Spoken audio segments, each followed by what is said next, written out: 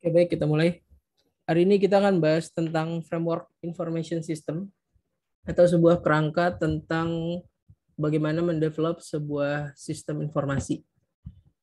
Nah, ruang lingkup yang akan kita bahas, sistem informasinya ini adalah sistem informasi yang sering digunakan di sebuah enterprise atau sebuah perusahaan pada umumnya. Nah, di sini bisa dilihat beberapa faktor. Jadi yang hari ini kita bahas ini seputar pembahasan sistem informasi dan juga faktor-faktor pendukungnya ya. Nah, di sini pertama kita cek dulu tentang sistem informasi. Jadi dari bagian sebelumnya, nah dari bagian ini, nah di sini adalah sebuah bisa dikatakan tadi sebuah framework ya, sebuah framework di mana framework ini berfokus pada sebuah pembangunan sistem informasi atau bisa dikatakan juga sebuah software atau bisa dikatakan juga sebuah aplikasi.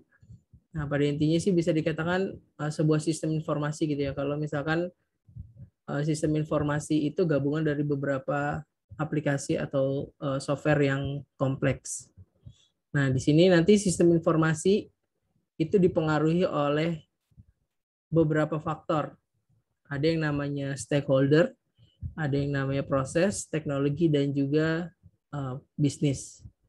Nah, stakeholder itu nanti adalah orang-orangnya atau bagian-bagian lebih ke arah individu, ke arah orang ya, yang mempunyai pengaruh terhadap pembangunan sebuah software atau pembangunan sebuah sistem informasi. Nah, nanti di situ ada beberapa jabatan gitu ya, ada beberapa bagian-bagian atau beberapa divisi dari sebuah pekerjaan.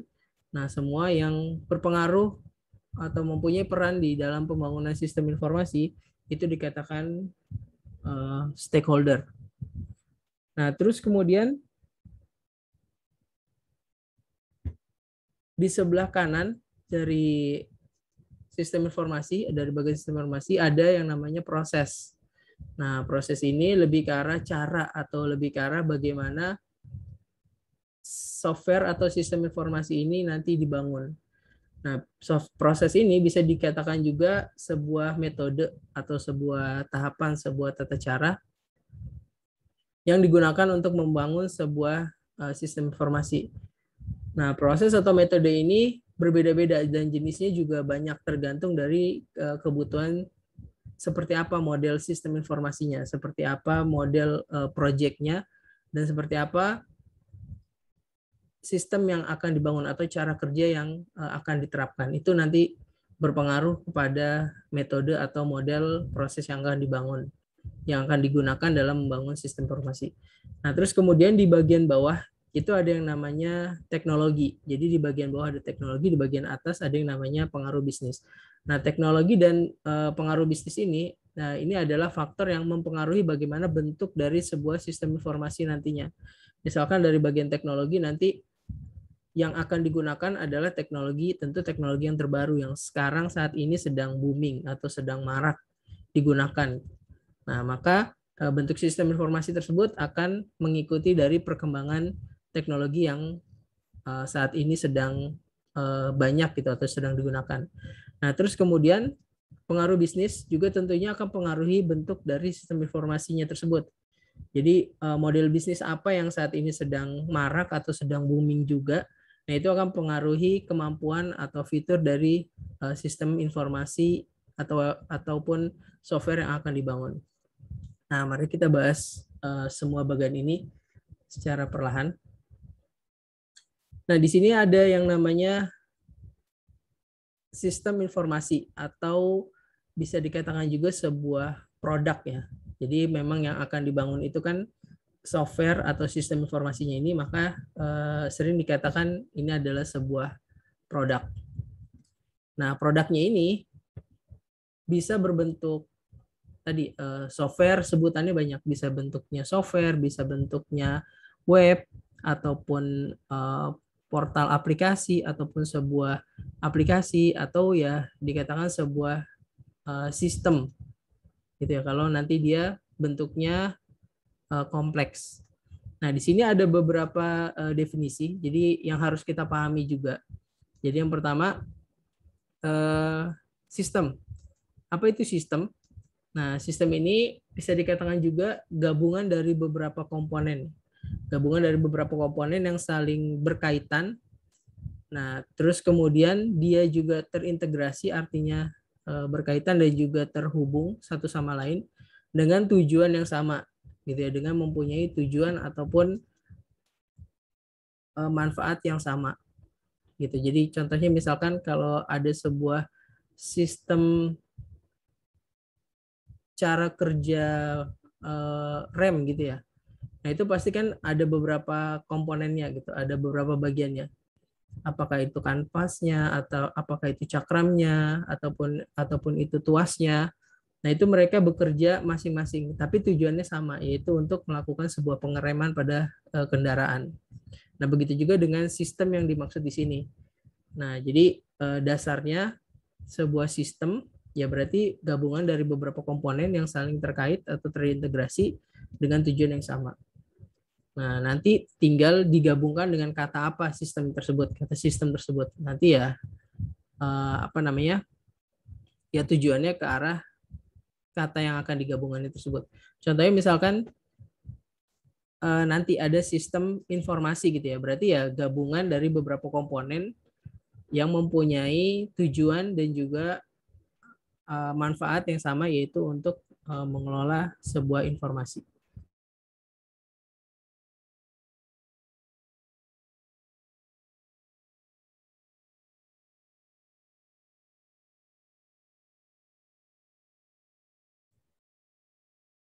Baik, kita lanjutkan. Selanjutnya adalah tadi sistem kita udah bahas, terus kemudian sedikit lompat ke sistem informasi. Nah, terus kita bahas lagi tentang informasi. Nah, kalau informasi berarti kan bisa dikatakan kalau dasarnya sebuah, misalkan sebuah kalimat gitu ya, sebuah kalimat dasarnya itu kan sebuah kata. Beberapa kata digabung menjadi sebuah kalimat. Beberapa kalimat digabung akan menjadi sebuah paragraf gitu kan ya. Nah, begitu juga dengan informasi. Informasi itu awalnya adalah dari sebuah data gitu, dari data yang terpisah-pisah. Nah, ketika data-data ini digabung, maka dia akan menjadi sebuah informasi. Nah, kemudian kalau informasi ini digabung dengan beberapa informasi yang lain, akan menjadi sebuah knowledge atau ilmu pengetahuan. Jadi informasi bisa dikatakan adalah gabungan dari beberapa data yang mempunyai manfaat untuk kalangan tertentu. Gitu ya, hanya kalangan tertentu aja yang mempunyai kepentingan atau manfaat dari informasi tersebut. Jadi kalangan lain bisa jadi tidak merasakan manfaat dari sebuah informasi, tapi bisa jadi di kalangan yang lain juga atau di ya kelompok yang lain dia memanfaat atau memerlukan informasi tersebut. Contohnya misalkan kayak data KTP gitu ya, ataupun data nasabah atau data orang per orang gitu misalkan. Nah, mungkin bagian apa namanya, bagian akademik dari sebuah kampus itu nggak memerlukan gitu, atau bagian HRD itu nggak memerlukan gitu. Tapi kalau misalkan bagian marketing atau bagian sales, nah itu memerlukan data itu gitu. Jadi ya tergantung dari siapa yang mempunyai informasi atau gabungan beberapa data tersebut. Nah, tapi definisinya informasi adalah gabungan beberapa data yang mempunyai manfaat untuk kalangan tertentu. Nah, terus kemudian ke sistem informasi. Nah, tadi ya sistem informasi, tadi kan kalau sistem itu gabungan beberapa komponen. Nah, kalau informasi itu adalah gabungan beberapa data.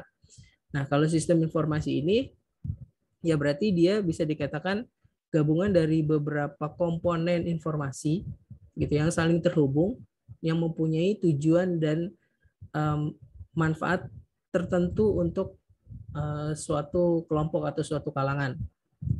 Nah, jadi bisa jadi sistem informasi itu apa namanya, sebuah aplikasi gitu ya, atau sebuah software, atau bisa dikatakan sebuah alat pengaturan gitu ya kan. Kalau software definisinya itu kan sebuah alat yang digunakan untuk mengatur atau untuk men-setting yang digunakan oleh unit-unit tertentu. Kalau di sini kondisinya kan sebuah enterprise, berarti dia sebuah software yang digunakan oleh suatu unit di dalam perusahaan. Contohnya misalkan ada bagian SDM, ada HRD, kemudian ada bagian keuangan. Nah, nanti dia mempunyai softwarenya masing-masing.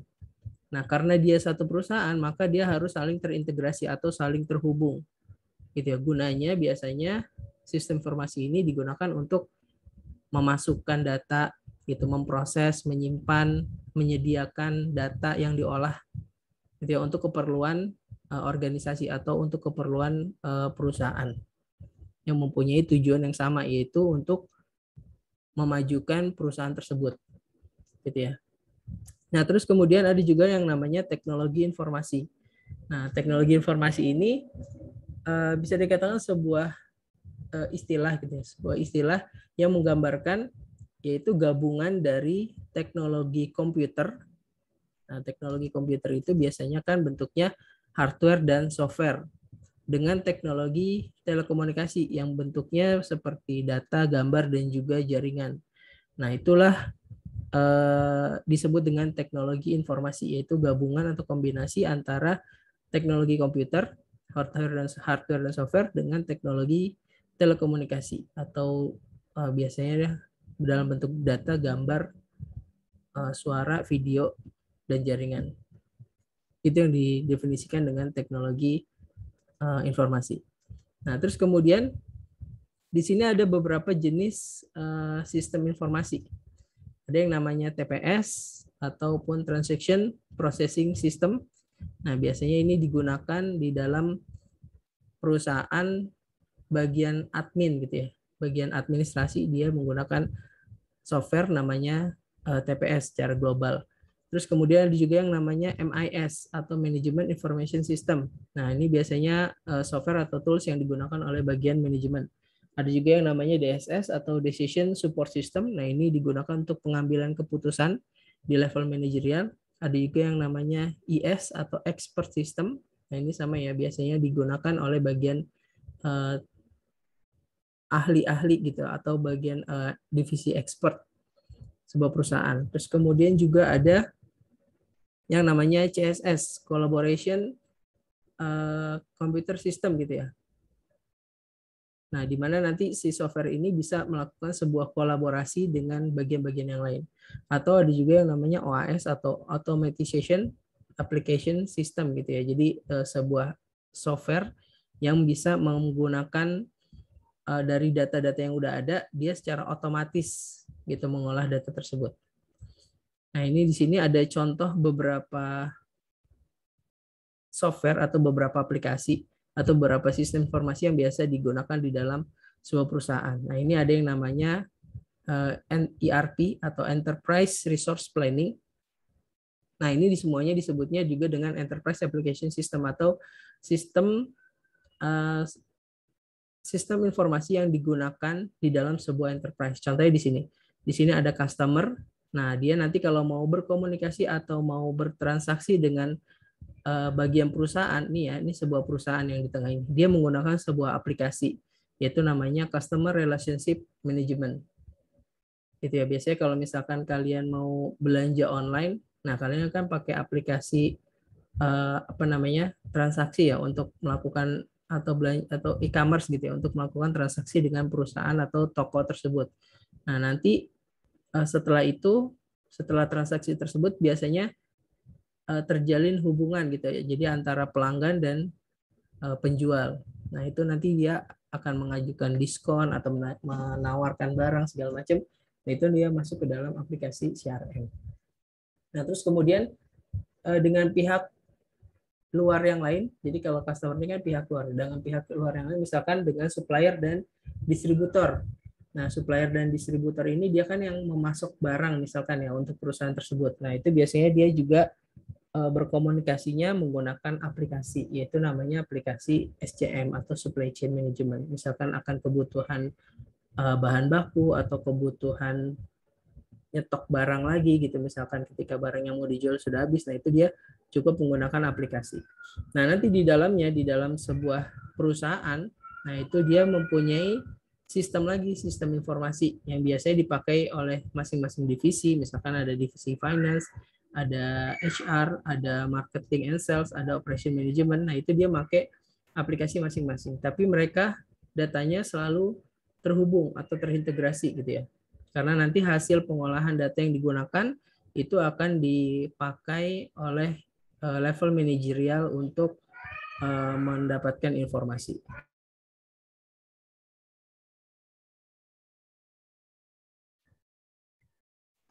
Baik, kita lanjut ya.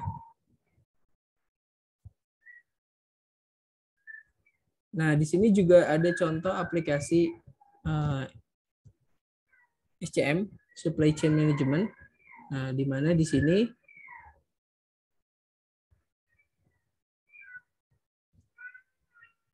terhubung antara distributor dengan supply chain dan juga dengan produsen itu saling terhubung ya.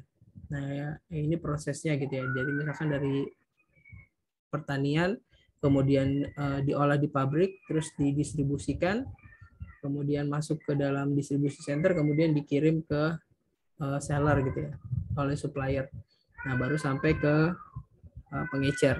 Nah, ini semuanya dengan aplikasi SCM itu sudah bisa diakomodir dengan software atau dengan sistem informasi. Baik, itu tadi bagian atau penjelasan tentang the product ataupun sistem informasi yang dibangun gitu ya. Dengan adanya tujuan pembangunan sistem informasi, maka proses-proses yang lain akan dilakukan. Jadi tujuannya adalah membangun sebuah sistem informasi. Nah, terus kemudian kita ke stakeholder. Nah, di sini stakeholder bisa dikatakan juga sebagai the player gitu ya, atau pemain. Karena nanti bagian-bagian ini ataupun orang-orang ini dia yang akan mempunyai peran bagaimana membangun sebuah software atau bagaimana membangun sebuah sistem informasinya tersebut. Nah, di sini kita bahas satu persatu definisinya. Yaitu yang pertama adalah stakeholder. Ya tadi ya. Jadi stakeholder itu adalah setiap orang yang memiliki kepentingan dalam sistem informasi yang sudah ada atau yang akan diusulkan atau yang akan dibangun lah misalkan. Nah, stakeholder ini jenisnya macam-macam gitu. Bisa jadi pekerja teknis, gitu ya, programmer, atau non teknis gitu, atau misalkan dia ya bagian keuangan. Jadi dia perannya hanya menyediakan budget atau bahkan dia hanya sebagai pemilik software atau pemilik proyeknya tersebut. Nah, mencakup juga nanti ada yang namanya pekerja internal kalau dikerjakan oleh perusahaan tersebut, atau pekerja eksternal kalau proyek pembangunan softwarenya ini dia lempar ke vendor luar gitu ya. Nah, jadi siapapun itu yang mempunyai peran di dalam pembangunan software yang akan dibangun atau produk tadi itu disebut juga dengan stakeholder. Nah, terus kemudian ada istilah namanya information worker. Nah, information worker ini adalah secara definisi dia dikatakan sebagai para pekerja ya yang kerjaannya atau tugasnya yaitu terkait dengan bagaimana mengumpulkan, mengolah, meng-create atau menciptakan ya atau mendistribusikan dan menggunakan informasi atau menggunakan data. Gitu. Jadi information worker ini ya lebih ke arah orang-orang yang nantinya akan mengolah data ataupun informasi gitu ya terkait dengan pembangunan sistem informasi tersebut atau softwarenya tersebut. Terus kemudian ada juga yang namanya istilahnya knowledge worker. Nah, knowledge worker ini itu adalah bagian dari information worker, ya bagian dari si pekerja yang akan mengolah informasi tersebut. Nah, yang mempunyai tanggung jawab khususnya bagian knowledge, itu bagian ilmu pengetahuan. Jadi ibaratnya information worker ini dia mempunyai bagian ataupun kelompok kecil gitu ya yang mengelola knowledge atau mengelola ilmu pengetahuan dari informasi tersebut. Ya contohnya misalkan di dalam sebuah perusahaan ada level manajerial gitu ya, atau level yang mengetahui bagaimana alur sebuah proses bisnis proses dari perusahaan tersebut berjalan. Nah, itu dinamakan dia orang-orang itu yang mengetahui knowledge worker, atau yang mengetahui apa ibaratnya otaknya perusahaan gitulah. Nah, mereka ini semuanya dikatakan sebagai information worker gitu ya, karena dia ya terkait dengan pengolahan informasi yang digunakan di perusahaan tersebut. Gitu. Nah, ini ibaratnya istilah-istilahnya yang perlu kalian pahami juga. Nah, terus kemudian setelah knowledge worker ada yang namanya system owner. Nah, system owner ini bisa dikatakan sebagai pemilik sistem nantinya atau pemilik software nantinya.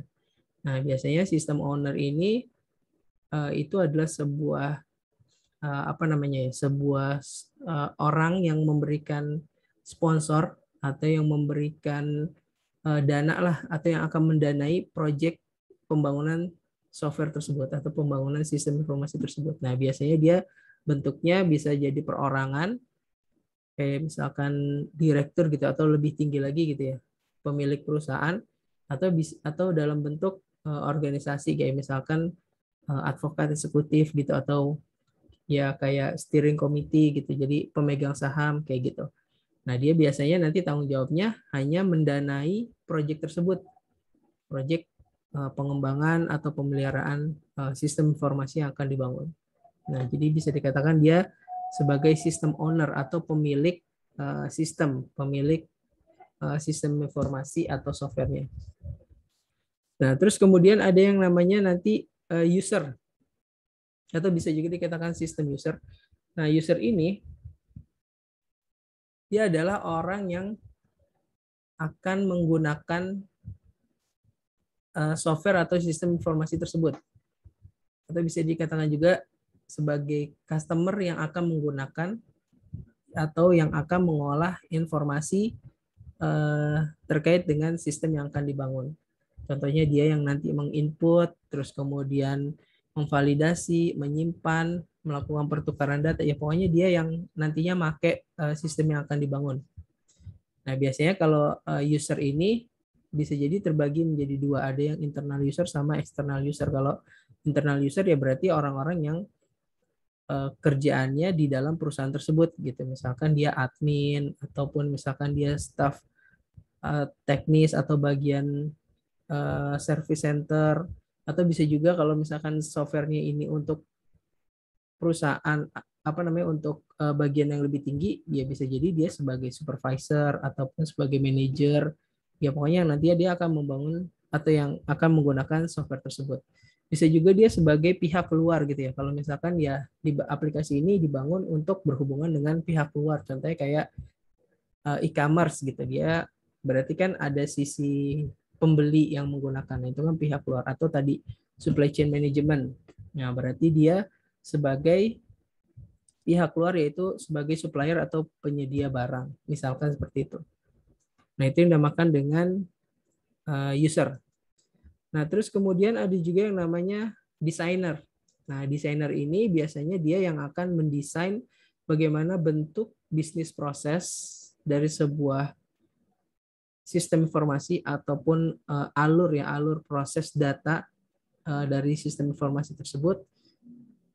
Baik itu desain database, desain alur, desain tampilan, nah itu semuanya dia masuk ke dalam kategori sebagai desainer, gitu ya. Nah, terus kemudian ada juga namanya developer atau builder. Builder atau developer ini ya lebih ke arah sebagai pembangun software tersebut atau pembangun sistem informasi tersebut. Nah, biasanya developer atau builder ini dia adalah seorang programmer gitu ya. Dia sebagai ahli spesialisasi teknis yang akan membangun sistem informasi tersebut mulai dari dasar gitu ya, mulai dari komponen-komponennya sampai ke fitur-fiturnya. Nah, sampai dia jadi sebuah software atau sebuah sistem informasi. Biasanya informasi yang dia dapat itu dari desainer sebelumnya gitu. Jadi udah didesain, udah digambar modelnya, alurnya seperti apa. Nah, terus kemudian baru dibangun oleh developer atau programmer. Terus kemudian ada yang namanya vendor atau ESP. ESP itu artinya external service provider. Tadi ya, jadi pembangunan proyek ini bisa jadi dibangun oleh internal perusahaan atau dia lempar ke vendor atau pihak luar atau ke software house gitu misalkan ya. Nah, biasanya kalau dilempar ke pihak luar, nah berarti dia ada tim lagi sendiri nanti yang akan membangun software tersebut. Biasanya di dalam perusahaan atau pihak internal dia hanya sebatas sebagai customer-nya aja, sebagai user. Gitu. Nah, tim developernya, tim desainernya, sistem analisnya itu nanti dia ditangani oleh vendor tersebut. Gitu. Jadi ESP ini atau external service provider ini bisa jadi dia gabungan sebuah tim gitu ya, atau gabungan orang-orang di dalam sebuah tim yang terdiri dari sistem analis, desainer sistem, ataupun developer, di mana dia memiliki keahlian atau pengalaman dalam membangun sebuah sistem informasi atau sebuah software. Dan dia memang bisnisnya seperti itu gitu, menjual jasanya untuk membangun sebuah software. Bisa dikatakan juga sebagai konsultan lah. Konsultan IT gitu misalkan ya, untuk membangun sistem. Nah, terus kemudian ada yang namanya analis. Nah, ini ya, analis sistem analis. Jadi mata kuliah ini lebih khusus ke arah pembahasan analis ini, karena kan namanya analisa sistem informasi enterprise ya, sistem analisa desain sistem informasi enterprise. Nah, yang akan kita bahas nanti ke dalamnya itu adalah lebih kekhususan si analis ini atau si sistem analis. Jadi kalian di sini diharapkan mengetahui cara kerja sistem analis, terus juga proses-proses yang dikerjakan oleh sistem analis. Gitu. Jadi kalian menempatkan diri bagaimana menjadi seorang sistem analis. Gitu. Nah, jadi sistem analis ini dia seorang ahli ya, seorang spesialis yang akan menganalisa atau mempelajari kebutuhan pembangunan software tersebut, mulai dari kenapa dibangun software tersebut gitu ya, mulai dari permasalahannya, terus kemudian spesifikasi dan juga kebutuhan dari perusahaan gitu, dari organisasi, bagaimana software ini diperlukan atau bagaimana software ini dibangun. Jadi mulai dari tadi detail-detailnya, nanti prosesnya seperti apa, teknologinya pakai apa, sampai ke orang-orang yang akan membangun tersebut gitu. Jadi dia yang akan mengendalikan, mengatur seluruh stakeholder gitu ya. Jadi sistem analis ini ya dia akan mulai dari menganalisa sistem sampai ke pembangunan software itu berjalan. Ya, nanti sistem analis ini ada lagi dua jenis, bisa dibedakan menjadi dua jenis. Ada yang namanya programmer analis, ada yang namanya business analis. Nah, biasanya kalau dia dulunya gitu ya, misalkan awalnya dia seorang programmer, nantinya memang kemungkinan besar dia akan menjadi seorang analis. Itu karena dia ketika menjadi programmer dia mengetahui gitu alurnya gitu ya, mengetahui bagaimana membangun sebuah program. Nah, kemudian dia naik jabatan menjadi seorang analisa. Jadi dia yang akan mendesain prosesnya seperti apa. Itu karena bekal dia sudah memahami atau sudah pernah menjadi developer atau programmer sebelumnya. Nah, ada juga nanti yang namanya bisnis analis. Nah, kalau bisnis analis ini dia lebih ke arah analisa bisnis. Itu bagaimana nanti bisnis yang akan diterapkan ke dalam software tersebut gitu. Bagaimana proses perkembangan bisnis yang ada sekarang. Gitu. Bagaimana dari segi bisnis software ini atau sistem yang akan dibangun ini dapat menguntungkan. Itu nanti dia masuknya ke analisa bisnis. Nah, biasanya analisa bisnis itu nanti berhubungan dengan yang namanya project manager. Ya, selanjutnya kita ke definisi project manager dulu sebentar. Jadi project manager itu dia seorang ahli gitu, seorang profesional yang punya pengalaman bagaimana merencanakan, memonitoring, mengendalikan sebuah proyek, termasuk juga mempertanggungjawabkan sebuah proyek. Karena nanti berhubungan dengan jadwal, anggaran, sumber daya, penerapan, dan juga kepuasan pelanggan dan kualitas juga dari sistem tersebut. Nah, itu termasuk ke dalam peranan si project manager. Nah, terus kemudian sedikit kembali ke analis ya.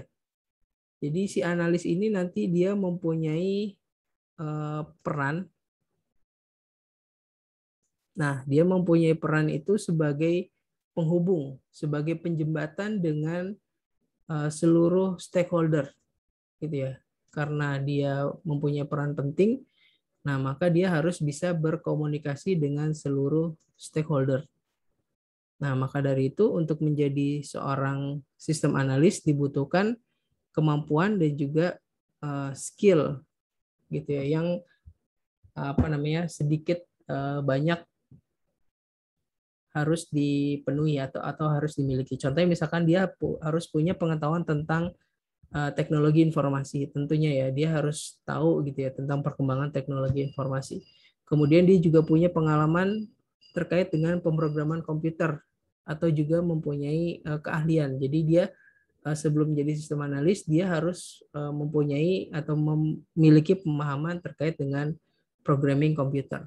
Walaupun tidak mahir, tapi paling nggak dia paham konsepnya tentang pemrograman komputer, karena nanti dia berkomunikasi juga dengan para programmer, gitu ya. Dia harus ngerti apa yang sedang bagaimana menyampaikan informasi kepada programmer. Terus kemudian dia juga harus mempunyai pengetahuan bisnis secara umum, karena nanti dia akan berhubungan dengan steering committee atau dia berhubungan dengan system owner, gitu ya, yang mungkin pemahaman tentang IT-nya tidak terlalu banyak, tapi dia lebih paham tentang bisnis, gitu misalkan. Nah, berarti sistem analis ini harus juga punya pengetahuan tentang bisnis secara umum. Kemudian dia juga harus punya keterampilan dalam memecahkan masalah secara umum, gitu ya. Dia bisa memberikan solusi bagaimana memecahkan permasalahan secara umum.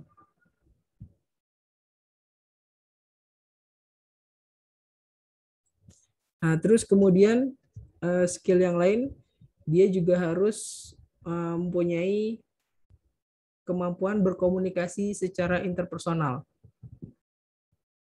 Ya, dia juga karena dia berhubungan dengan seluruh stakeholder, ya dia harus tahu gitu bagaimana cara berkomunikasi dengan berbagai macam jenis orang, gitu ya.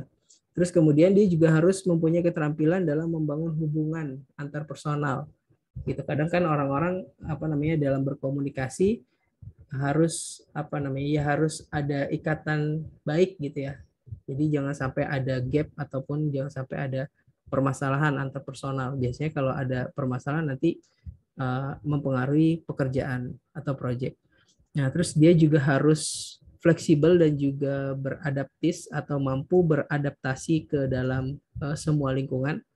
Dia harus ya fleksibel gitu, masuk ke mana aja bisa dan harus bisa beradaptasi dengan lingkungan tersebut. Nah, terus kemudian dia yang pasti juga harus mempunyai karakter dan juga etika dalam melakukan pekerjaannya. Nah, ini ya, ini posisi sistem analis di dalam sebuah perusahaan. Nah, kalau di sini kita bisa lihat, misalkan di dalam sebuah perusahaan itu strukturnya dikepalai oleh eksekutif manajemen, gitu. Nah, di dalam eksekutif manajemen ini dia nanti ada divisi-divisinya, ada financial management, ada human resource, ada operation, ada research and development, ada bagian information system atau bagian IT-nya. Nah, di sini contohnya misalkan finance management ada bagian-bagiannya juga di dalam divisinya tersebut. Nah, salah satunya ada departmental computing atau bagian yang tentunya bagaimana bisa menerjemahkan fungsi finansial ataupun proses finansial ke dalam proses komputerisasi, gitu ya. Karena ya semuanya nantinya kan bekerja menggunakan komputer, semuanya bekerja menggunakan software, maka harus ada yang menerjemahkan kebutuhan akan divisi tersebut dengan bagaimana cara membangun aplikasinya. Itu maka otomatis seluruh divisi di dalam sebuah perusahaan ada bagian komputernya.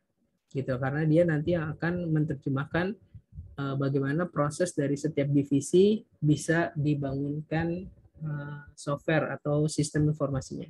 Kalau di bagian information system ya tentu saja ya memang itu bagian IT gitu ya. Jadi memang orang-orang yang mengerti tentang IT diperlukan di sana. Nah, jadi di sini sistem informasi atau sistem analis atau analisa sistem, yaitu dia sangat diperlukan di dalam perusahaan gitu, dan kebutuhannya banyak akan tentang sistem analis atau analisa sistem.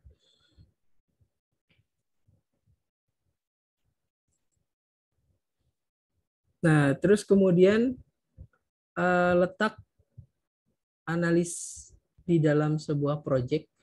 Ini ya posisinya secara struktur seperti ini. Jadi dia di bawah owner, jadi di bawah owner secara langsung dan selevel dengan project manager. Itu level dari analis. Nah, nanti biasanya analis ini dan project manager ini berkomunikasi intens dengan user. Ya, nanti kemudian si analis ini lebih ke arah teknis gitu ya. Sedangkan kalau project manager ini lebih ke arah bisnis. Jadi ya kalau secara alur gitu, misalkan project manager ya komunikasi dengan user, tapi analis juga perlu ya. Makanya si analis ini dia fleksibel, dia berkomunikasi dengan seluruh pihak.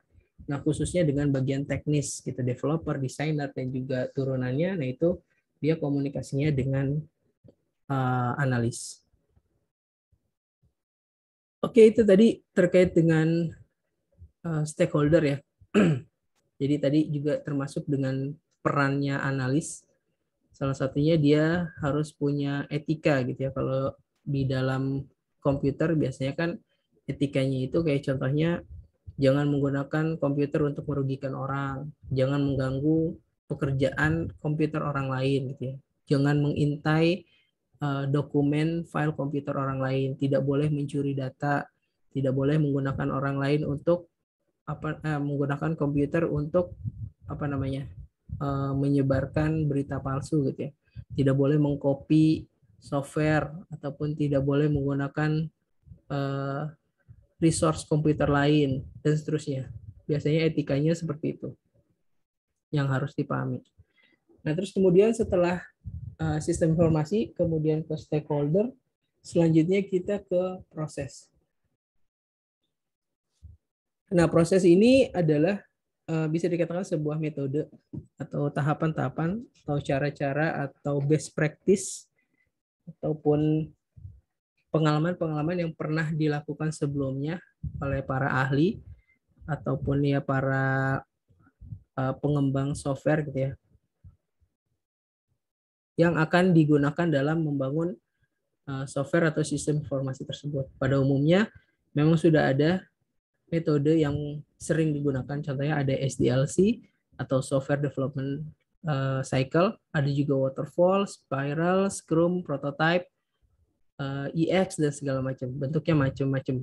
Nah, itu tergantung kebutuhan dan juga tergantung dari tim software atau bagaimana stakeholder ini cara kerjanya seperti apa. Nah, itu akan mempengaruhi proses yang akan dibangun. Contoh yang paling sederhana itu ada SDLC ya, yang paling paling lama gitu lah. Yang paling pertama kali ditemukan itu ada SDLC. Nah, prosesnya itu ada planning, analis, design, implementation, testing, integration, dan juga maintenance.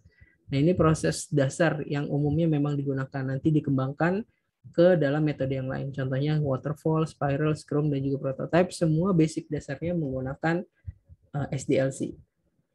Nanti proses-proses ini akan kita bahas di chapter tersendiri tentang proses development method atau metode pembangunan software atau sistem informasi.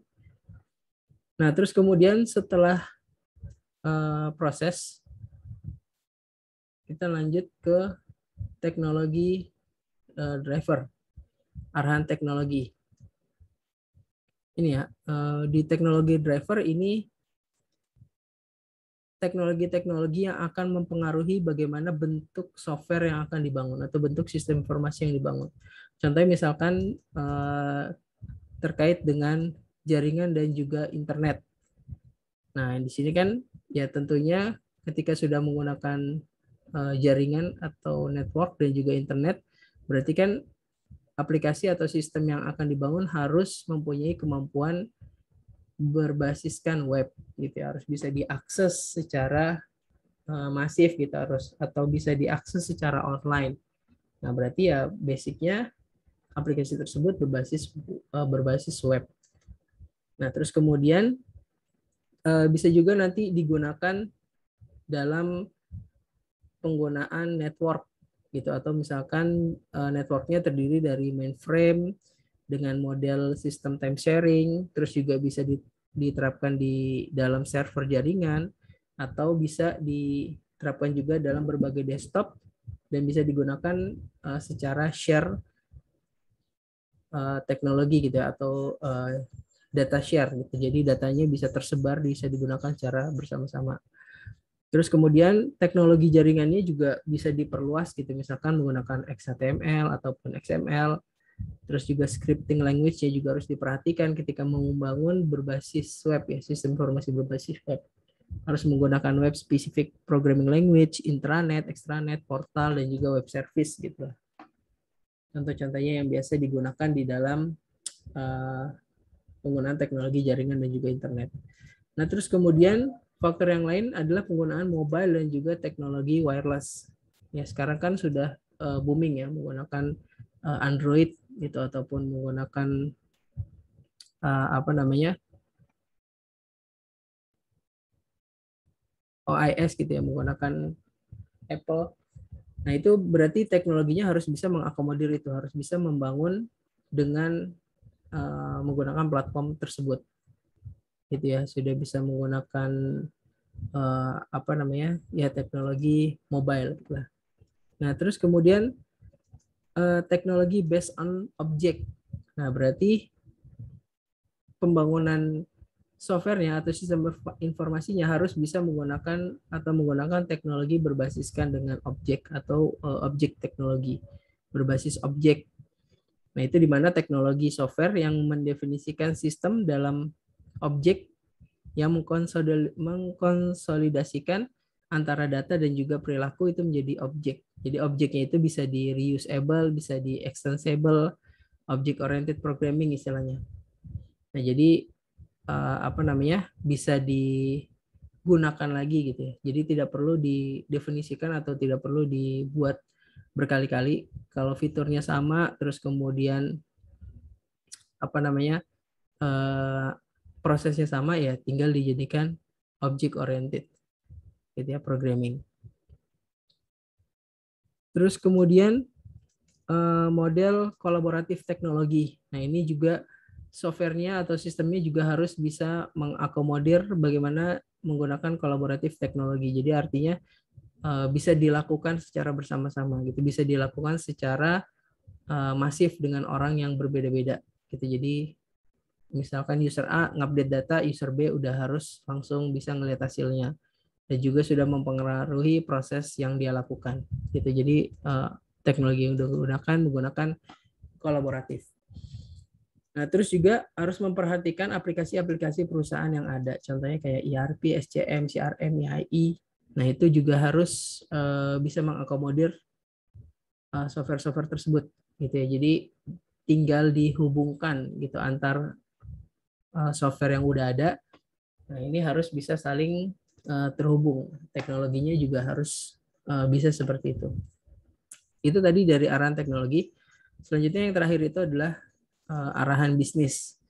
Nah, arahan bisnis ini di mana bisnisnya yang harus diterapkan ke dalam software tersebut harus bisa mengakomodir fitur-fitur di bawah ini. Contohnya kayak globalisasi perekonomian gitu ya, karena memang sekarang sudah ekonomi global, berarti ya software yang dibangun harus bisa mengakomodir tersebut. Contohnya misalkan pasar internasional, jadi dia udah harus mengakomodir kalau ada pembeli dari internasional, baik itu pertukaran mata uangnya, terus juga cara berbisnisnya, kemudian komunikasinya nih itu udah harus bisa diakomodir di dalam sistem informasi tersebut. Terus kemudian juga maraknya e-commerce dan juga e-business. Kalau e-commerce ini kan pembeli dan penjual barang transaksi lewat internet. Nah, begitu juga dengan e-business, artinya proses bisnisnya, nah itu udah dilakukan secara online. Gitu ya, berarti kan harus bisa mengakomodir model bisnis tersebut. Misalkan kayak business to consumer, business to business, terus juga proses seluruh transaksi dilakukan secara online. Itu mempengaruhi bagaimana software atau sistem informasi yang dibangunnya tersebut. Kemudian security and privacy. Nah, karena tadi prosesnya juga sudah secara online, berarti keamanannya juga harus ditingkatkan. Bagaimana bisnis bisa berjalan seaman mungkin, bagaimana data dari privasi seorang bisa terlindungi juga seaman mungkin. Jadi perlu ditingkatkan atau menggabungkan keamanan datanya ya, lebih ketat lagi. Itu yang harus diakomodir. Terus kemudian collaboration and partnership, jadi di mana softwarenya atau sistem informasinya juga sudah bisa berkolaborasi gitu. Antar organisasi udah bisa saling terhubung gitu dengan software tersebut. Gitu ya. Jadi antar mitra bisnis juga saling ya udah seperti dalam satu perusahaan aja. Gitu, udah saling bisa terhubung. Terus kemudian TQM, Total Quality Management, di mana pendekatan yang komprehensif untuk memfasilitasi perbaikan kualitas dan juga manajemen dalam bisnis. Jadi ketika menggunakan Total Quality Management, artinya si softwarenya ini sudah tahu gitu proses perbaikan yang ada di dalam perusahaan tersebut. Jadi contohnya misalkan dia sudah bisa menganalisa gitu ya kebutuhan atau menganalisa si perusahaan tersebut dari data-data yang dia masuk atau yang diolah. Contohnya misalkan ini kenapa penjualannya menurun gitu. Nah, dari data-data yang udah ada dia bisa memberikan informasi sehingga nantinya si perusahaan ini bisa melakukan perbaikan-perbaikan. Nah, terus ada juga proses desain ulang bisnis atau bisnis proses desain ataupun BPR, di mana ini adalah sebuah kepandaian buatan gitu ya. Jadi dengan sistem yang udah ada, software ini bisa membantu bisnis bisnis yang ada sekarang itu diperbarui gitu. Jadi bisnisnya ini semakin hari semakin meningkat gitu dengan software yang udah ada. Jadi harus ada proses tersebut di dalam software atau sistem informasi yang akan dibangun. Oke, baik. Sampai di sini pertemuan hari ini. Kira-kira kalau ada pertanyaan, silakan langsung disampaikan.